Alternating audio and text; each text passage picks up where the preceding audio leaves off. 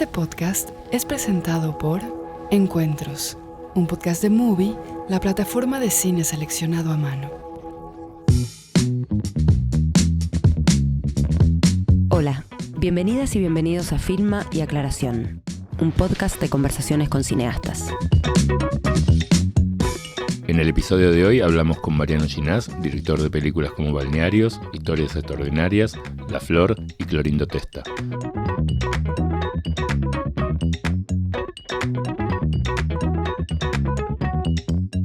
A ver, lo que viene es complejo.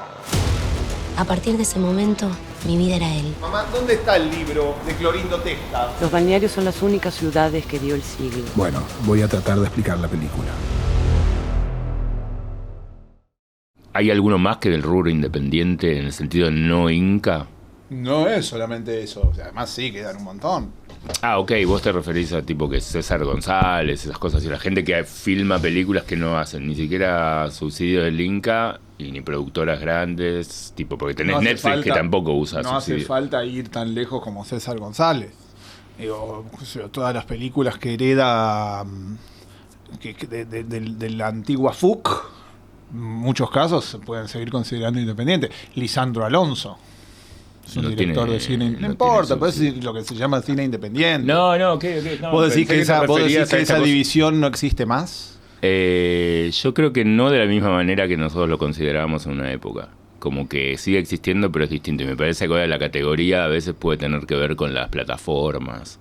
Y que ¿Por qué no existe? ¿Por qué no es lo mismo? O sea, ¿te parece que Lisandro Alonso y Martel, por ejemplo, son del mismo, ocupan el mismo territorio que Lerman?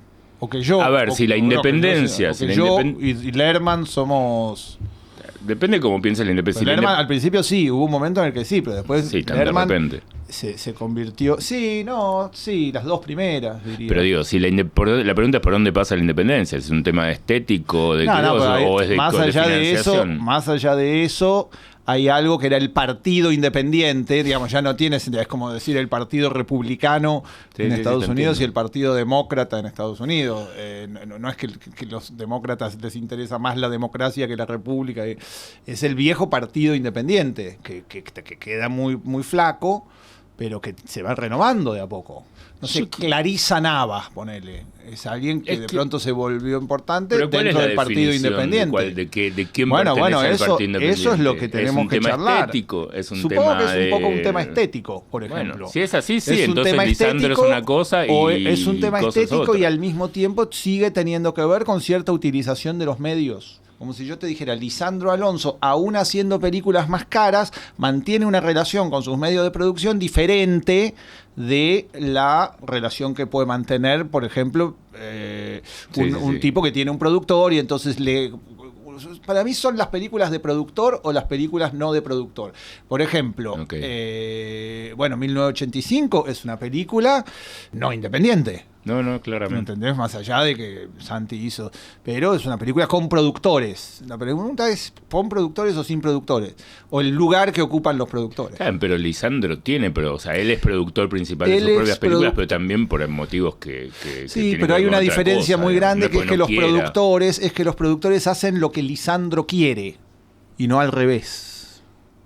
Me parece, muy a grandes rasgos. Es interesante la discusión.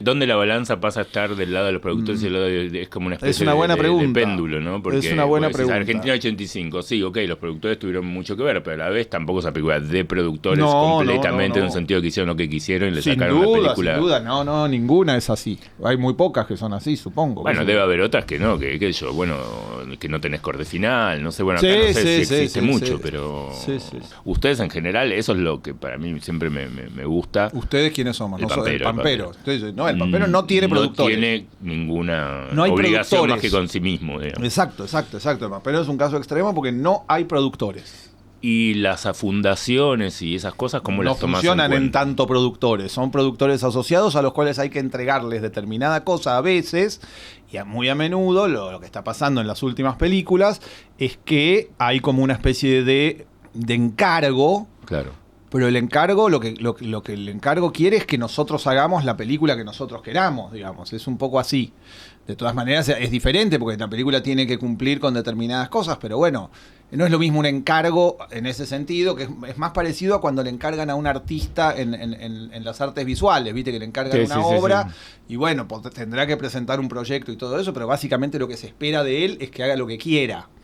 Eso no es lo mismo eso que una producción en la cual está primero el guión, después está primero el director y la idea, pero después viene el guión, y entonces el guión, el presupuesto, hay una producción que hace el presupuesto, es totalmente diferente. Sí, yo me refiero a que hay una zona muy gris en el medio, donde está ustedes en un rincón, o Matías Piñeiro, por ejemplo, que Matías también en algún punto junta dinero de premios y de cosas y de laburos de docencia y qué sé yo, y hace las películas de ese modo, y el otro extremo que es nada, encargo absoluto. La diferencia con nosotros es que somos viejos, Matías y yo. Claro, porque después hay un montón de gente que hace las películas de una manera, si querés, parecida a la que hacemos nosotros, pero no por elección. La nuestra es que hacemos las películas así por elección.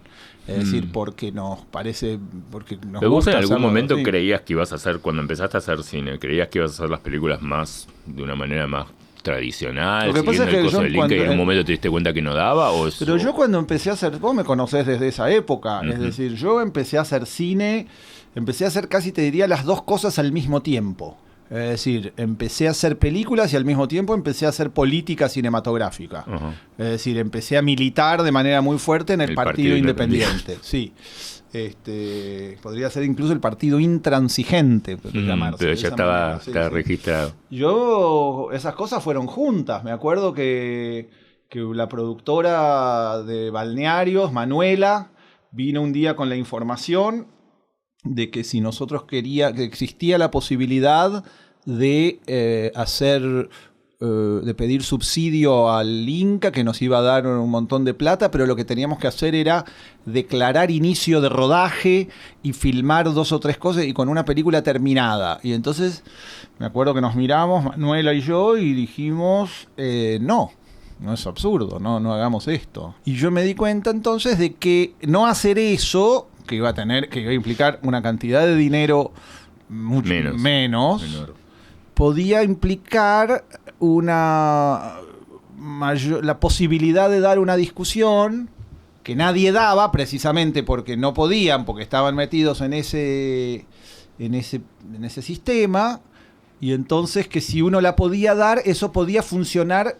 como forma también de definirse a uno en el cine, que es lo primero que uno necesita, ¿viste? O sea, la película no estaba estrenada siquiera. Claro. Pero entonces eso digo, bueno, hagamos esto así, no tenemos nada que perder, la película tenía muy pocas deudas, había sido hecha de manera nuevamente, sin productores. Entonces digo, bueno, discutamos esto y eso de alguna manera genera... En paralelo a lo claro, era como, no te voy a decir que era una manera de ganar fama, pero sí en todo caso llamar la atención, en el mejor de los casos, porque es llamar la atención para una causa que además considerábamos justa. Bueno, si vos te acordás, toda la primera época, de los 10 primeros años míos en el cine fueron así. Es decir, fueron de mucha discusión política. Sí. Que yo me acuerdo que siempre aparecía como esa segunda opción que era tipo, bueno, esa discusión que era, bueno, Mariano lo puede hacer o alguna gente lo puede hacer porque tienen plata. Porque tiene campo. Claro, no, bueno, pero como esta idea de el que quiere hacer cine y de alguna manera quiere vivir del cine, donde supone que entrar al Inca implica, bueno, tener una cantidad de plata que le permite bueno, se dijo siempre lo mismo de la izquierda. Decir, el Partido Obrero. Claro, ¿entendés? El Partido Obrero se dice lo mismo y no es verdad. Es decir, no bueno, es algunos. No, puede ser que haya algunos que, no sé si decían que Esteves Boero, no sé, pero no es cierto. Es una forma cínica de sacarse de encima una discusión. Las personas que hacemos cine en general pertenecemos a la misma clase social, digamos. Bueno, eso es interesante cuando vas viendo cineastas latinoamericanos, es que te das cuenta que el cine argentino tiene esa amplitud de clases sociales, de gente que hace cine que no es que no exista, pero existe menos en otros países. Muchísimo, ¿no? Menos. En Chile, por ejemplo. Bueno, son todos hijos de Chile, de plata. Sí. O sea, la raíz no está solo. Claro, es decir, en Chile, en general, son prácticamente todos santiaguinos. Y en general son de familias tradicionales o de familias que han así, eso sin duda. Acá eso no pasa. O pasa menos, digamos. Mucho menos. Pero menos. No pasa. Es decir, incluso lo que se dice de la FUC, que tiene una... que son todos... Elitista. ¿no? Sí, que es elitista. Puede ser que haya una cierta élite en términos de que la cuota costaba caro, etcétera, pero no tenía una relación, no es cierto, digamos, yo pasé 20 años en la FUC como profesor y 30 años como en total, y se vio de todo, ¿entendés? O sea, se veía desde trapero, que era un tipo que el padre tenía un negocio en San Justo. Sí, con el que le iba muy bien. Qué sé yo, Ana Katz, que sus padres eran psicoanalistas, Cifrón, que el viejo era un tipo de negocio, de Ramos Mejía, no sé, si hay algo que no... Yo que venía de una escuela, digamos, elitista, no era que sentía que estaba entrando en el Jockey Club, nada más lejos que eso, digamos. No. Ahora, cuando vos decís esto de no aceptar, no querer entrar en los sistemas del Inca y qué sé yo, la propuesta del Partido Independiente siempre incluyó como... ¿Habría que cambiar las reglas de los subsidios o debería desaparecer el sistema? Porque si desaparece... Esa respuesta la sabes perfectamente. Sí, bueno, pero no la sabe el público. De todas maneras, los fans. Porque es una discusión de hace 10 años. Es decir, es una discusión. Sí, pero la trajimos acá. O sea, es una discusión que dejó de existir cuando el partido industrial o el partido corporativo ganó. Y ganó para siempre. Es decir, eso ya está. Es una pelea. ¿Vos decís que para siempre? Vamos a ver, qué sé yo, no sé, me parece que sí, me parece que ya, que nadie entiende de lo que hablábamos en esa época. Había una época en la cual hablábamos todos y todo el mundo entendía de qué se estaba hablando y qué se estaba discutiendo. Hubo un momento en el cual, ahora vos lo decís, nadie puede entender por qué, ¿entendés? El otro día hablábamos con los de la revista de cine, que también conformamos un grupo, y entonces hablábamos de esa perplejidad de cómo hacemos las películas, todos, porque digo, las películas de Malena, de Zuckerfeld, de Laura Spinner, se hacen de la misma manera que nosotros, ¿entendés? Tienen por ahí menos visibilidad, también tienen menos visibilidad porque hay menos gente interesada en ver películas así, y entonces, a partir de ahí, digamos, hay una generación, la que sigue a la nuestra, que de alguna manera se deshizo de esa culpa. Porque supuestamente la posición que sosteníamos los independientes generaba culpa, es decir, querían fugar hacia los fondos públicos, pero les daba culpa porque existía la generación anterior, bueno, y después la generación que sigue ni se lo plantea, claro, es decir, me parece, o sea, algunos hacen películas como nosotros, otros no, pero ni se plantean esa vieja discusión en relación con el Inca, cuando pueden sacan una quinta vía, cosa que en la época en que nosotros estábamos no existía. ¿Entendés? Y que eso sí fue una lucha de los documentalistas de DOCA, etcétera. Sí. Es muy compleja la historia para resumirla acá y francamente siento que no le importa a nadie. No, yo creo que ahora tal vez... Para mí es un alivio que cuando hablan de las películas del Pampero no nos pregunten más por el sistema de producción. Ya está, qué sé yo, ¿entendés? Ya hacemos las películas. Yo ahora mi sensación con respecto al sistema de producción tiene más que ver con la relación entre si te banca el Inca o te banca alguna plataforma. Ya se corrió para el otro lado, digamos, ¿no? Claro, que te banca el Inca es más independiente. Ponele casi, o sea, pasó a ser... Una película del Inca es independiente, claro, está bien, puede ser. Pasó a ser así, digamos, por ejemplo, acá si sos de Netflix no puedes entrar, o Amazon, porque no te dan festival, pero una película del Inca sí, digamos, la independencia, como que tampoco independiente, pero digo, los enfrentamientos pasaron por ahí, digamos, ¿no? Como que esa tercera vía, o ola, o lo que sea, o la verdadera independencia, ya quedó como una cosa medio romántica, bueno, que hacen. Igual hay que ver en el Bafisi. Digamos, si a alguien le interesara, habría que ver que en el Bafisi muchas de las películas que se muestran son así. Pero es cierto que hay muchas óperas primas también. Sí. Mucho mecenazgo también. Que auspicia, que también es parte de este. Hacer una película podcast con mecenazgo es ser independiente. O sea, número uno, mecenazgo no impone nada. Okay. El Inca sí impone. Digamos, la aceptación de los concursos. Sobre todo no tanto en el tema, pero sí la forma de filmar. Es decir, ok. La cantidad de equipos, el rodaje en semanas, sobre todo. Uh-huh. Es decir, el rodaje en semanas define cómo es una película y cómo es otra. Entonces ahí, digamos, si querés, hasta uno podría tener la sutileza de decir, la diferencia es entre las películas que están filmadas en semanas y las películas que están filmadas a lo largo del tiempo. Claro, fin de semana o como sea. Esa es la diferencia, es decir, que están filmadas en un mes o a lo largo de un año o de varios. Ninguna, ni historias extraordinarias, ni La Flor se hubieran podido hacer en las condiciones de semanas, digamos, las condiciones del Inca. Por ningún motivo, por cuestiones de guita, pero tampoco por cuestión de la forma de los requerimientos del Inca Sí, de cómo se fueron pensadas también, ¿entendés? O sea, fueron pensadas a lo largo de un montón de tiempo.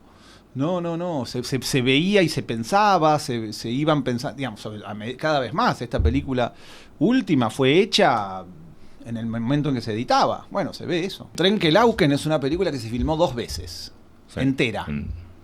Hubo una versión de 5 horas, después de 4 años.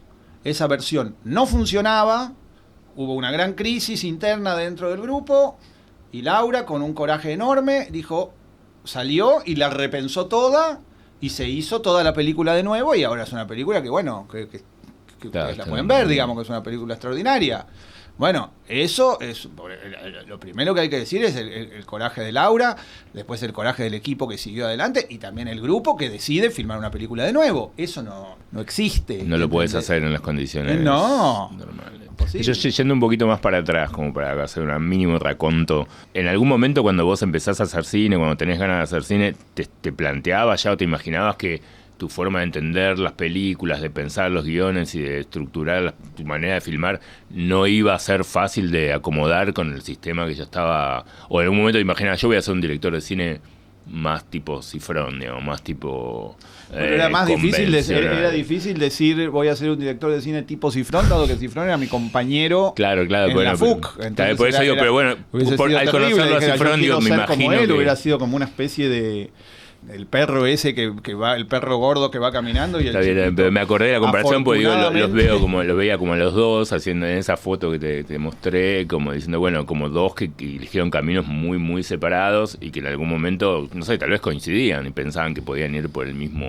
lado, porque en términos de ideas... Yo siempre sentí, por ejemplo, es interesante la conversación, la comparación con Damián, porque yo siempre sentí estar al lado de Damián todo el tiempo implicaba a alguien a quien las puertas se le abrían naturalmente. Esa era es decir, lo que él hacía a todo el mundo le gustaba.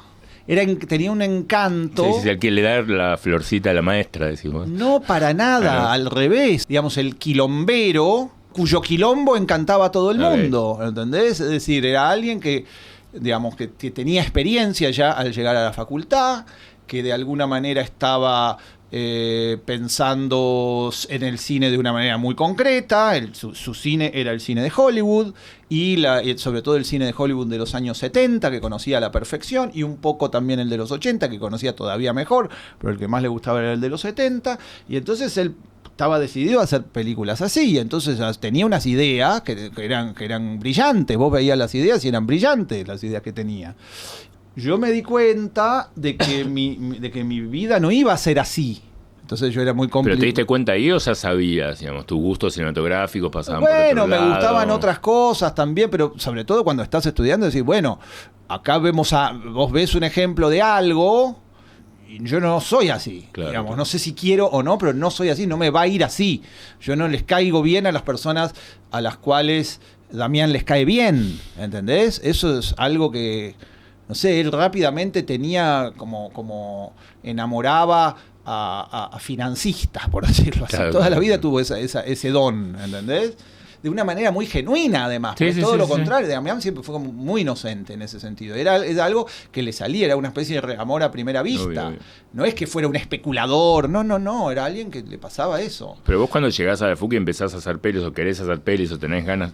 ¿Tenías un gusto más clásico? Yo tenía un mundo muy concreto. Yo ya era como bastante como soy ahora. Es decir, era una persona muy llena de cosas. Es decir, era muy cinéfilo.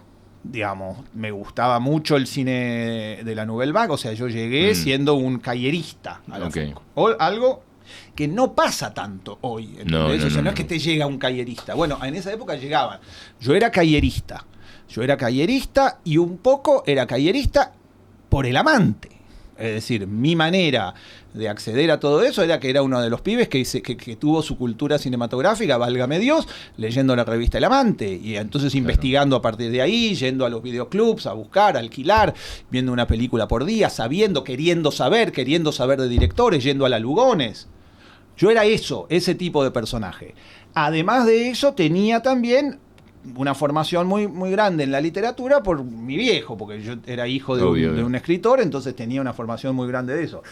Y de alguna manera me gustaban las cosas de los clásicos, de la línea clásica del amante también, y Ford. Me gustaban las cosas, como siempre, las cosas camperas, ¿viste? Toda la vida me gustaron las cosas del Martín Fierro, digamos, las cosas gauchescas, bueno. También. Hablando del otro día veía Clorindo Testa, que es tu última película, que es una película que no quiere ser sobre tu padre, pero termina siendo sobre tu padre, y te encontrás con una nota que es muy curiosa, que esta nota en La Nación que saca Marcelo Joffre, que hace como una especie de metáfora de Julio, que tu papá, y casi de los Ginás, no sé, como metáfora de la Argentina y el siglo XX. No sé si los Ginás, qué sé yo. Él, por ahora, él se refiere a un Ginás, no me metas en la bolsa. Y veo que tenés conflicto con esa metáfora, parece como una idea que te molesta, pero a lo largo de la película empezás la empezás a tolerar o la empezás a entender un poco más. Esos son trucos, Diego, qué sé yo. O sea, imagínate la coincidencia, el hecho casi milagroso. Yo estoy haciendo una película que incluye a mi padre, es decir, que me doy cuenta de que va a tener que ver con mi padre, y en un momento cuando la estaba haciendo aparece este artículo insólito de Joffre en donde hace esta comparación entre mi padre y la Argentina. Una comparación, es como si yo dijese la historia de la Europa del siglo XIX es como la historia de Diego Lerner, ¿entendés? Es una cosa rarísima, como diciendo fuerte igual. Sí, bueno. Y entonces después llama a todo el mundo indignado con esa nota, diciendo, bueno, ¿cómo puede ser? Qué barbaridad lo que han hecho con tu padre, cómo nada, todo el mundo enloquecido, dándome el pésame por esa nota. Y entonces lo llamo a Joffre, le mando un mensaje diciendo, bueno, no sé qué decir. Me dice, no, pero es una nota muy elogiosa. Entonces yo ahí me doy cuenta de que es una especie de giro fabuloso del destino. Que yo esté haciendo una película así y que aparezca una nota así. Es decir, si uno... Es como una especie de giro de Woody Allen, ¿no? Es como imaginado por Woody Allen. Alguien está haciendo una película sobre su padre y de pronto su padre aparece acusado. Bueno, y a la vez entonces le dije a Joffre, mirá, no hay ningún problema, pero la voy a usar en la película que estoy haciendo. Me dijo, sí, perfecto. Y bueno, ahí está. Pero me da la impresión de que independientemente de mi opinión sobre la nota en cuestión, que evidentemente no es, no comparte las conclusiones de Marcelo Joffre, sirve casi como una especie de pequeño hilo conductor, ¿no? Y entonces cuando finalmente termina diciendo, bueno, tal vez tenga razón, pero por los motivos contrarios, digamos, como una especie de juego que se hace con una nota que, bueno, espero que el público sacará sus propias conclusiones, pero me da la impresión de que los lo que sí me pasa es que misteriosamente, como estoy haciendo una película, la nota no me indigna como a los demás. Okay. Te sirve. Me divierte como objeto. Me parece un objeto que me divierte, entonces trato de encontrarle la vuelta. ¿Pero te reconocías algo en lo que el tipo dice con respecto, bueno, no sé, agarraste, como decís vos, ¿no? Tu papá en la etapa un poco decadente, o no sé cómo lo llama él. Es un poco tirado de los pelos. En principio dice algunas cosas, como que mi padre tenía aviones privados, unas cosas rarísimas, pero bueno. Y entonces tiene como sus propias fantasías, me parece, de lo que es la distinción. No lo veo, no estoy muy de acuerdo con el resumen que él hace y tampoco estoy muy de acuerdo con el resumen que él hace del país. Es decir, eso... Pero sobre todo porque, pero que si no estás de acuerdo con uno es difícil estar de acuerdo con el otro. Me da la impresión de que no es muy reflexiva la nota, que más que nada tiene que ver con utilizar algunos trucos para... Sí, o cualquier ascenso, entre comillas, ascenso y caída, o esto puede ser usado como reflejo del peronismo, puedes agarrar medio Bonavena, puedes usar cualquier cosa. Sí, y sobre todo es un poco ingenua, me parece, la visión que tiene sobre los años prósperos. En principio, a él le parece... París. A él le parece, claro, le parece que el momento bueno de mi padre fueron los pocos años que vivió en París, era telefonista en la embajada argentina, digamos. No trabajaba casi, podríamos decir, trabajaba muy poco y se dedicaba a la poesía. Y después cuando empezó a trabajar, para él es la decadencia, es medio raro, como... Pero es la época en la que se vendió, supuestamente. En la que bueno, está bien, pero al revés, en el país es lo contrario. O sea, que le parece que la época agroexportadora, el modelo agroexportador, era la poesía y después el peronismo es no sé, es medio rara. No parece... tener una reflexión muy aguda. Pero bueno, a mí me pareció, no sé, muy atractivo que pasara eso, ¿entendés? Y haciendo esta película sentiste que, no sé, que encontraste cosas de tu viejo que no sabías o que no conocías, o que sentiste con una conexión mayor, o siempre tuviste muy cerca la obra de tu viejo? Siempre tuve mucha conexión. Personal, pero aparte de lo personal, con lo que él hacía.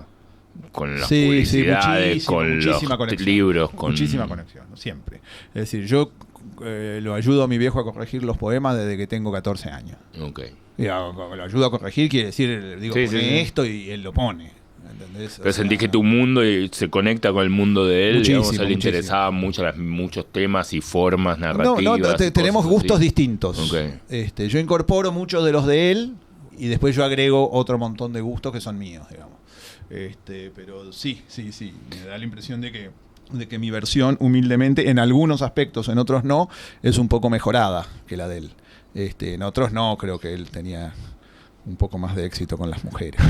Pero más allá de eso, y era mejor físicamente, era más atlético. Claro. No. Después engordó un poco y sobre todo perdió un brazo.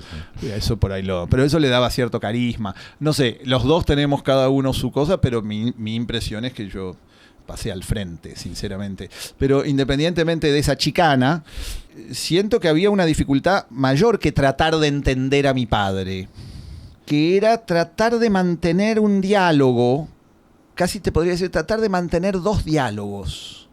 Uno era el diálogo entre mi padre y Clorindo, es decir, me parece que había que meterse en una especie de juego entre dos amigos, que era un juego muy, casi te podría decir, muy hermético, donde aparecía entre sí un humor muy concreto, una especie de cariño y admiración secreta, como decía Borges decía, nuestra amistad prescindió de la frecuentación y de la confidencia.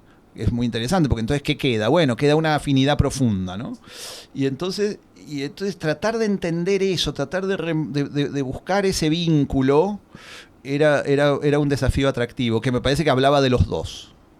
Porque digo, también Clorindo, había algo de mi viejo en Clorindo, que no es lo que tiende a verse cuando yo veo las cosas de Clorindo. Sí, no es lo que aparenta. No es lo que aparenta, digamos, sí, es decir, el reflejo de una gran figura a partir de un amigo me parecía atractivo. Y por otro lado, otro diálogo que había que mantener era el diálogo entre mi viejo y yo. Es decir, más que descubrir y todo eso, es tratar de mantener un tipo de relación una vez que uno de las dos piezas está muerta. Okay. Si les gusta este podcast, pueden seguirnos en Spotify, YouTube o en donde estén escuchando este programa. Para más contenido los esperamos en nuestras redes. Nos encuentran como @Filma y Aclaración. Este episodio es presentado por Encuentros, un podcast de Movie y La Corriente del Golfo Podcast, donde voces destacadas del cine y la cultura de Latinoamérica se reúnen para pensar sus métodos y procesos. Son conversaciones informales de aproximadamente 1 hora entre colegas que comparten el amor por el cine y reflexionan sobre el oficio, sus influencias y sus experiencias personales. Encuentros cuenta con 3 temporadas y episodios especiales, con la participación de Gael García Bernal, Dolores Fonsi, Mercedes Morán y Rodrigo Moreno, entre otros. Disponible en todas las plataformas.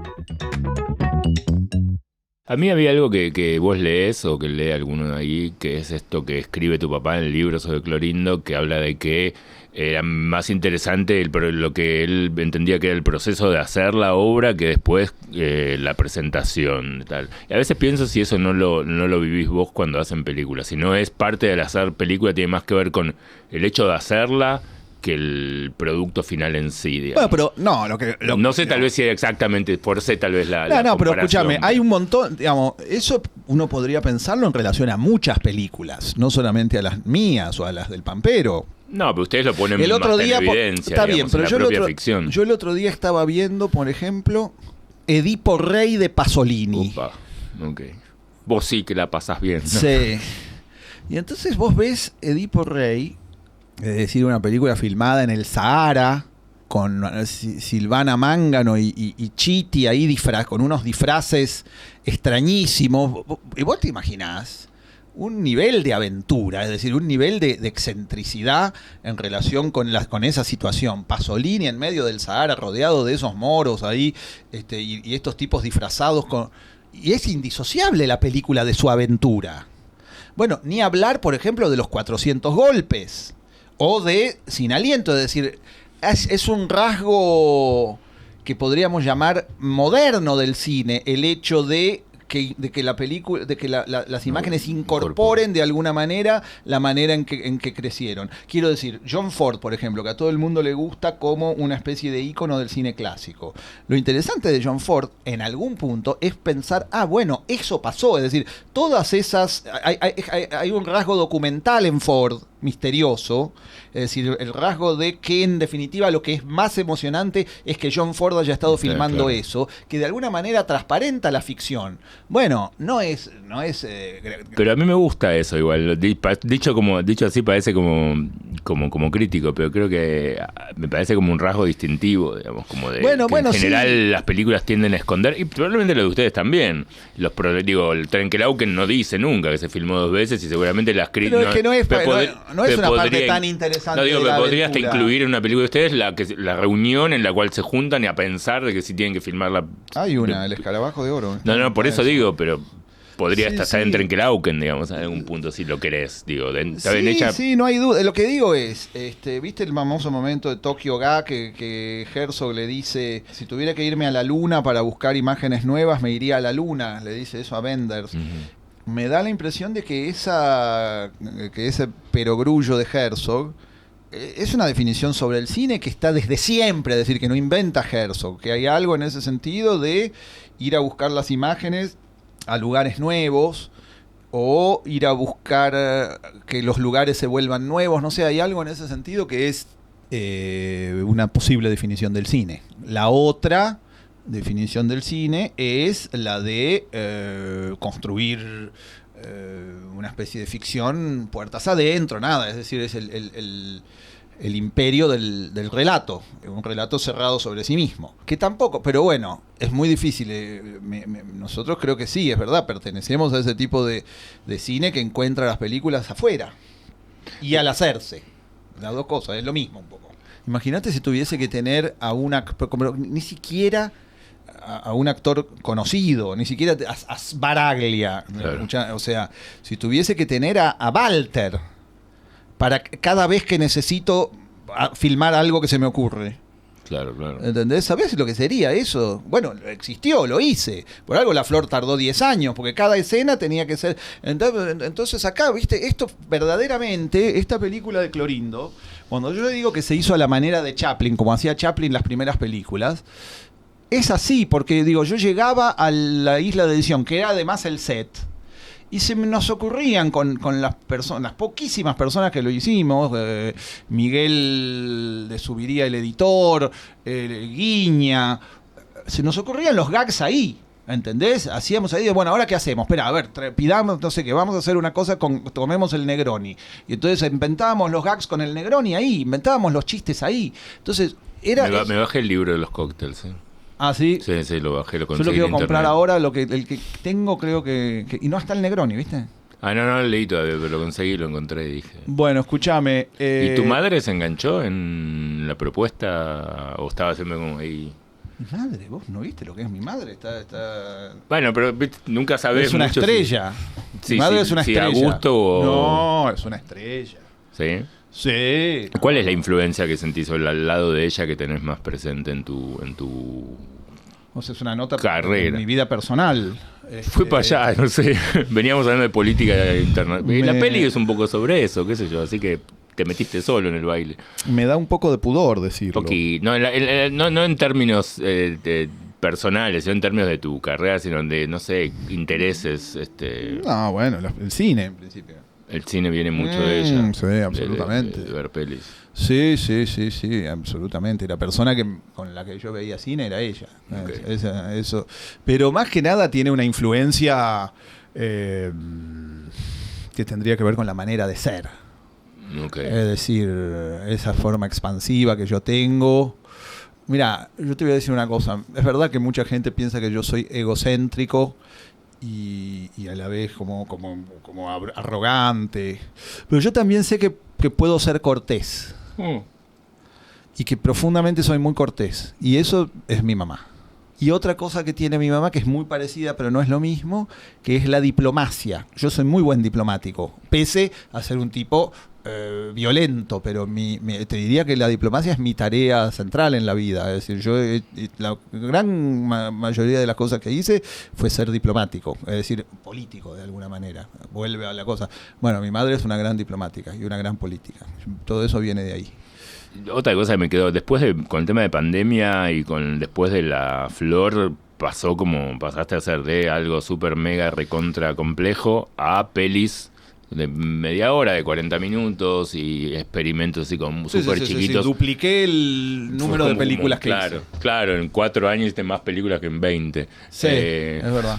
Lo interesante, lo que me pregunto es, ¿cómo ves esto? ¿Como una nueva modalidad? ¿Como algo entre acto, entre una cosa y la otra, entre algún otro proyecto más? No lo tengo muy claro. La sinfonía, digamos, ¿no? La filarmónica. Sí. Pasamos a los cuartetos de cuerdas y a los... No lo tengo muy claro, la verdad. Es decir, no lo sé. No lo sé y no es fácil. Por momentos pienso que sí, ¿eh?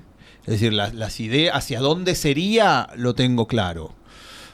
Y es hacia las películas históricas. Eso es lo que siento que me falta.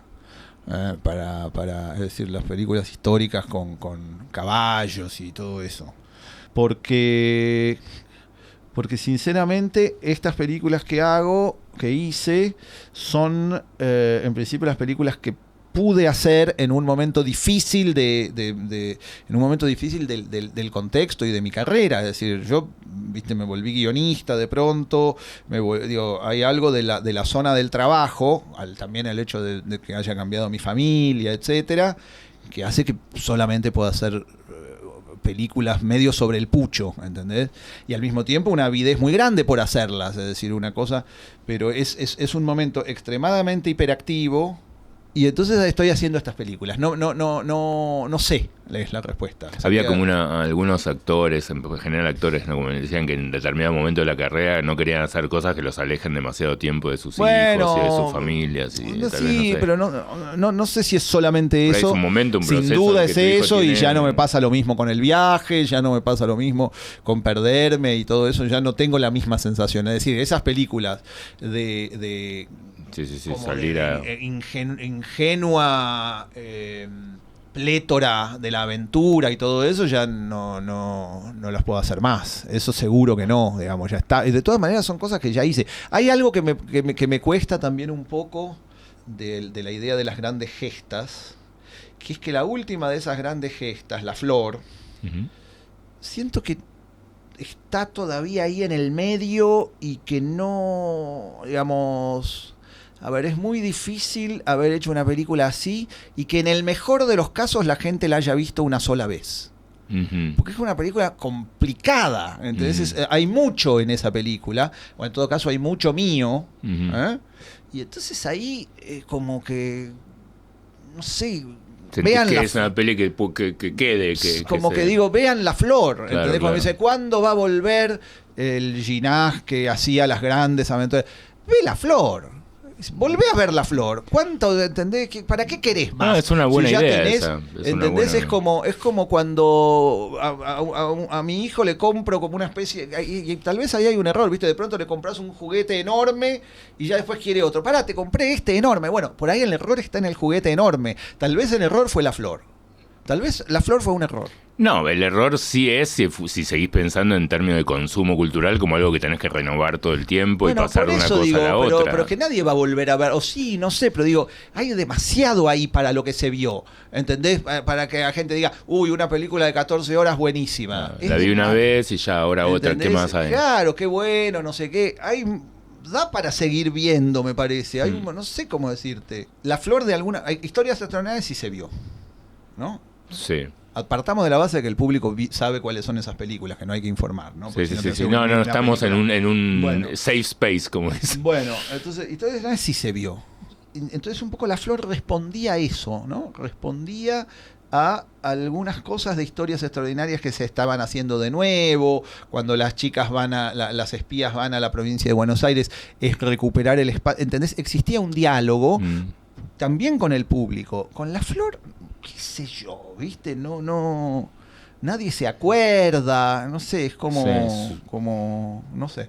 Te entiendo lo que decís, estoy tratando de... Hay algo en ese sentido. Es como de una dimensión tan grande que, en cambio, el personaje mío, que aparece en La Flor haciendo boludeces, sí implica una continuidad. Entonces, un poco me gané el derecho de ser mi propio personaje cómico, ¿entendés? O sea, no, a nadie le va a llamar la atención.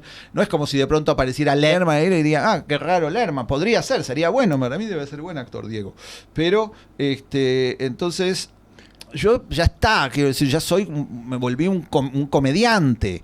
Entonces, de alguna manera está ahí. La manera de mantener determinada cohesión entre una película y otra es que esté yo. Pero digo, la idea de volver, qué sé yo, igual te estoy diciendo esto y ya mismo estoy haciendo otra película andando también, hay rutas. Bueno, pero es el mundo que no puedes. Lo que me todo gusta es un de las quilombo. últimas películas y esto de los caudillos y de toda esta historia política, que me parece que también ahí hay como una decisión tuya de salir a dar una discusión. No sé, no quiero traer el tema Nicolás Prividera, etcétera, pero como la discusión política en la cual se critica o se cuestiona. No, pues también es como el partido independiente, digamos, ¿no? Como algo muy muy hablado y muy de hace 10 años. Pero, o por lo menos para mí, pero lo que siento es como salir a dar la discusión esta sobre que no se habla de política en el cine argentino y no se trabaja en los nuevos, las 5 o 6, ¿cuántas generaciones hay según tu cuenta? No me acuerdo, 4. 4 o 5 de generaciones de cineastas argentinos no han hablado de política y digo, bueno, ¿sabes qué? Salgo a plantear esa... Todos han hablado un poco de política, lo que pasa es que... Bueno, es lo que dice él, digo, qué sé yo. Como que vos tenés que salir a discutir ese espacio. También con Argentina en 1985, me parece que de otra manera eso sucede. Eso pasa también. Es otra cosa. No, pero esta de Clorindo es bastante... Tiene mucho, ¿no? También de eso. Sí, todas. Es verdad que son películas más políticas. Es difícil al mismo tiempo, te voy a decir. Por ejemplo, yo no te estoy diciendo, pero hay una película, General Paz, que sería como el camino para volver a las grandes ficciones. Es una película que de a poco voy haciendo, mientras hago las otras, de a poco voy entretejiéndola, y sí pienso que puede ser una película un poco más grande. Y esa película es muy difícil de hacer porque, número uno, la realidad va cambiando tanto que cuando escribo una parte del guión que de alguna manera hace referencia a un momento de la realidad, ya queda vieja. Queda vieja, automáticamente queda vieja. Es un problema grande, ¿entendés? Sí, más para películas armadas en función de largo. Sí, pero igual, si la filmara y la estrenara, imagínate que haga una película sobre, digamos, Patricia Bullrich. No, olvídate. ¿Qué sé yo que va, ¿entendés? O sea, es tan cambiante todo. O sobre Massa. Hubo un momento en el cual había una cosa que yo estaba pensando cuando el año pasado apareció Massa. Dije, bueno, Massa es un buen modelo. Y de pronto es muy complicado. ¿Entendés? Bueno, pero salvo que te mantengas en una cosa histórica y... son una boludez. Entonces no estás hablando de política. Estás hablando de decir la cosa que dice Nicolás Prividera. Hay el movimiento popular y los neoliberales. Bueno, boludeces. Y a la vez hay algo que es muy, muy difícil, que es filmar situaciones... yo no estoy pudiendo filmar en el Congreso, ponele. Porque no me dejan. Okay. Yo quería filmar en el Congreso. Y no quieren. ¿Querés filmar en los cuarteles militares? No. Muy difícil. A mí me encantaría filmar la asunción presidencial. Lo veo difícil. Entonces, no es fácil, no están muy dadas las condiciones para esas películas. Eso no hace que me den menos ganas de hacerlas, pero... Porque para mí va hacia ahí. Digo, siento que mi cuenta pendiente es con la historia y la estoy saldando muy de a poquito, ¿viste? Con las películas de Corsini, con las películas estas. Es muy de a poco, ¿entendés? Son como primeros capítulos de películas que van a ser más grandes después. Y la parte, te cambia un pelín de tema. La parte... no me cambies. Hay algo que es interesante también de estas películas chicas, que hay algo de esa libertad que a mí y de esa inmediatez que a mí me alivia mucho. Es decir, yo que hice películas muy, muy grandes y muy ambiciosas, hacer películas en donde el discurso pueda ser más directo, ¿entendés? En donde pueda trabajar con cosas que están más inmediatas, más... Que no pierdan... Y que yo mismo, de pronto algo que pienso y puedo... Algo que no esté tan cristalizado, para mí está bueno, para mí es muy liberador. Que no llegue un momento en que termina siendo un peso tener que estar lidiando con la película. Exacto. No, más periodístico, como me pasa a mí, que me dicen, no, escribite algo para dentro de un año. No, yo no puedo, yo a un tema lo manejo. Bueno, 2, 3, puede 4, ser que X tenga que ver con semana. eso. Sí, algo que son ideas más chicas, ¿entendés? Eso para mí es un gran alivio. Porque uno también está hecho de eso. Uno también está hecho de Buenos Aires, no solamente de cosas que encuentra afuera. Como una inmediatez que el cine en general no siempre... tiene tanto, ¿entendés? Entonces, bueno, qué sé yo. Un canal de televisión. Tipo No, pero para tener un canal de televisión hay que hacer televisión. ¿Qué voy a pasar películas? Bueno, pensar qué es hacer televisión o qué es la televisión. No sé. Yo no hago televisión. Con Duprat hace eso, qué sé yo. Hablando de 85, ¿cómo toda la parte esta de guionista y haciendo, no sé si sé que haces otras cosas aparte de lo de Argentina, digamos, ¿cómo te llevas con laburar en esos formatos y para ese tipo de producciones un poco más con las producciones no me llevo directamente, no me llevo con las producciones, soy una sos persona... un contratado, sí, absolutamente. Tercerizado, digamos, sí, subcontratado. Sí. No, tercerizado no, soy... No, tercerizado, quiero decir, la productora, no llegás a vos creo a tener... ser muy bueno como empleado, como contratado, digamos, como proveedor. Como proveedor en... Sí. Creo que soy un buen guionista. ¿Y te plantea vos como desafíos o lo haces como una cosa también? Sí, desafíos desde ya, pero son desafíos de otro tipo. Son desafíos que no implican lo mismo que cuando yo hago las películas, pero sí, claro que son desafíos. En general me llaman para películas difíciles. Rara vez me llaman para películas fáciles y me divierte si son un poco difíciles. Digamos, me molesta porque estoy justo en el momento de la presbicia, entonces no me acostumbro, tiene ese problema. Pero tiene que ver la presbicia. Y que tengo que estar mucho tiempo en la computadora, entonces cuando me saco los anteojos veo el acomodamiento me cuesta. ¿Vos no te pasa eso? Sí, ahora justo. De hecho te veo mejor así, pero sí tengo que estar subiendo y bajando. Bueno, por eso, pero a mí de pronto estoy ahí como una hora, ¿entendés? Hasta que se me acomoda. Bueno, pero más allá de eso está todo bien con eso y me interesa y bueno, y de hecho la película 1985 salía...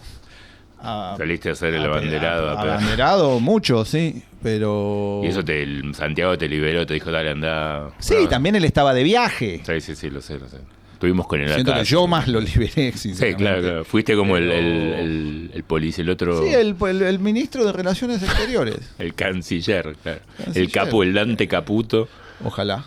Sí, entonces no hay problema con eso. Al revés, es un oficio y está bueno tener un oficio que me libere de tener que ganarme la vida usando las películas. Las películas siempre están un poquito afuera. Y esa experiencia, sí, ahora que ya pasó, ¿cómo la viviste estando adentro, pero hasta ahí, digamos? La experiencia de una gran producción. De una gran producción y que una tuvo todo muy exitosa. De todo lo que pasó, digo, porque vos habías hecho La Cordillera, pero no terminó teniendo esa dimensión. No. Bueno, fue interesante. Como todo el debate, todo interesante. presentar la batalla cultural que hubo que presentar. Fue muy interesante, fue muy desgastante también, y fue un gran aprendizaje. A mí me interesa el cine, ¿viste? Entonces, cualquier cosa que implique un conocimiento mayor del cine está bueno. ¿Pero crees que se dio la discusión de Argentina en el 85 en un terreno cinematográfico o rápidamente se fue a la mierda? Es lo mismo, porque de alguna manera el hecho de que se vaya a la mierda es una de las posibilidades del cine. Es decir, se discutió, digamos, que el hecho de que en los programas de televisión se hable de una película y que se discuta sobre si una película esto, si una película la otra, es algo que también habla del cine, de las posibilidades, digamos, por ejemplo, de un lugar que el cine no ocupaba hacía un montón de tiempo y que de pronto empieza a ocupar. Entonces ahí una discusión interesante es cómo responde el cine a ese lugar, cómo se comporta el cine frente a ese lugar. Por ejemplo, cuando todo el mundo decía que fue como la zona más agotadora, que decía eso no fue así, eso no fue así, eso no fue así. Bueno, es interesante porque eso de lo que te habla es de que la gente se desacostumbró al cine. De que la gente ya no se acuerda cómo era el cine. Entonces, digamos, le pide al cine determinado... ¿O sea, que no se acuerda o que nunca supo? Me da la impresión de que De que los mecanismos de la ficción. De que hace 40 años nadie le hubiera dicho, eso no fue así, no sé qué. Hubiera habido como un respeto mayor por el cine. Esta es como no sé, ¿viste? Como si una vecina de pronto se gana el PRODE en un pueblo y entonces todo el mundo empieza a hablar de la vecina. Fue un poco eso lo que pasó con Argentina 1985. Una película que fue extremadamente política, que tuvo capacidad, que digamos que dejó que salió del mundo del cine y pasó a ser un acontecimiento cultural o un acontecimiento político incluso. Bueno, nada, generó un revoloteo porque se podía hablar de algo, ¿entendés? Porque generó de pronto una especie de discusión de otro tipo, renovó, a todo el mundo le vino bien, digamos, en un fin de año de mierda. ¿Te esperabas algún tipo? Bueno, igual ganamos el Mundial a fin de año, ya no me eché la bola. Mucho después. Ah, ok, antes está. Hubo dos meses. Sí, que estaba la peli antes de... Antes de eso, sí. Y si hubiera ganado el Oscar, todavía seguirían rompiendo las bolas. No, igual era interesante el planteo que vos hacías, como la incomprensión de los mecanismos cinematográficos para entender que hay ciertas cosas que no se muestran porque no responden a la narración, ni a la edición, ni al punto de vista. Y esto está una historia contada de este punto. No podemos contar estas 20, faltan los aviones de la Moy. No están los... Claro, hay uno que dijo, bueno, pero ¿qué les costaba mostrar un poquito a Alfonsín? Bueno, el cine no es así, ¿entendés? Bueno, y ya que estamos a Víctor Martínez, presidente de la República, no sé, ¿entendés? Vicepresidente, y no sé... Me hiciste acordar de Víctor Martínez. Sí, bueno, cordobés, balvinista. Bueno, ¿qué te iba a decir? Pero... No, eso, como que la distancia entre la incomprensión de los recursos de la ficción y de los modelos son cosas que pasan con el cine, digamos. Efectivamente, el cine está en un momento de cambio muy fuerte. No voy a ser el primero ni el último que lo diga. Y hay cierta especie de desacostumbramiento que tiene sus consecuencias. ¿Vos crees que era eso o tiene más que ver con una cuestión de, puede usar una palabra vieja o muy gastada, grieta y de decir algo? Algo de eso puede haber habido, digamos. Tus viejos amigos del amante, por ejemplo. Bueno, supongo que sí, qué sé yo. Son muchos años de estar pensando en otra cosa. ¿Vos sentís que ustedes con la revista de cine, por ejemplo, y con el paraguas, si querés, de Rafael, o siguen haciendo como esa pelea? Sí, sin duda. ¿Por dónde? Es mucho menos popular. Pero sí, no me cabe la menor duda. No me cabe la menor duda de que la revista de cine sigue. A mí me parece que el cine argentino. Te voy a decir una frase que puede sonar altanera. Pero para mí el cine argentino sería mucho mejor si la gente de cine leyera la revista de cine. Es decir, si se leyera la revista de cine como lo que es una invitación al debate, y no como lo que se supone que es una especie de diálogo entre caballeros. Incluidas las damas presentes también son caballeros. El Algonquin. ¿Entendés? Para mí... Eso sería mejor el cine argentino si todas las personas involucradas la leyeran, trataran de entender lo que la revista dice y generaran una discusión. Eso no lo hace nadie, lo hace el bueno de Prividera, que tampoco lo hace tanto y sobre todo con su habitual compulsión por decir una y otra vez lo mismo. Pero yo creo que la revista mantiene preguntas nuevas cada vez, es decir que todos estamos pensando, bueno, a ver cómo el cine y el cine argentino en particular y todo eso, y son preguntas que en su, digamos, quiero decir, si la revista de cine hubiese salido en el 98, sería el centro, ocuparía el centro de una discusión.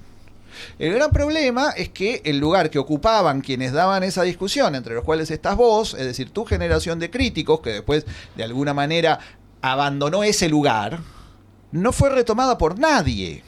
Es decir, los que... Bueno, hay revistas de cine actuales, de gente joven, digo, La Vida Útil. La Vida Útil, sí. Bueno, ¿por qué no discuten con la revista de cine? ¿Por qué no leen la revista de cine?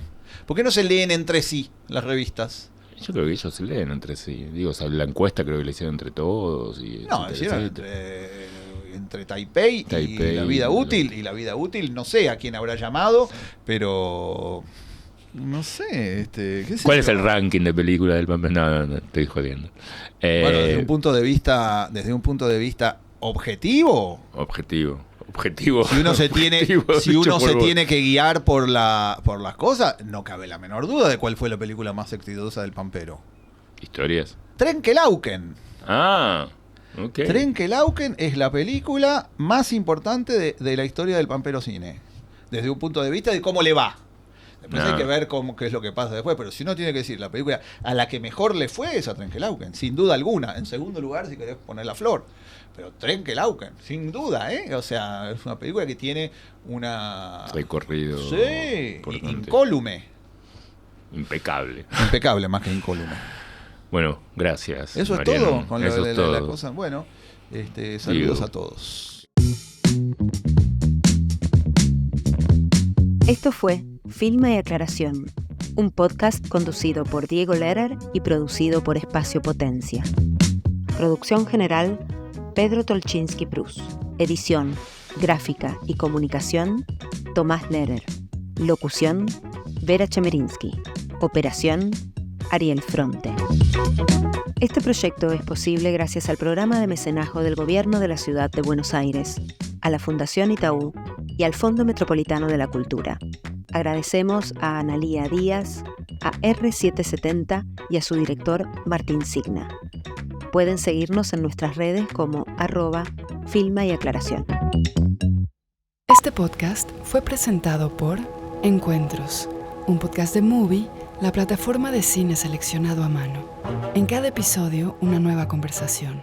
Mercedes Morán, Paulina García, Jairo Bustamante, Santiago Motorizado, Benjamín Neistat y más hablan sobre sus propios métodos y procesos creativos, contando experiencias personales y reflexionando sobre películas y cineastas que han influenciado e inspirado su trabajo. Encuentros es presentado por Movie y La Corriente del Golfo Podcast. Escucha Movie Podcast Encuentros, disponible en tu plataforma de podcast favorita.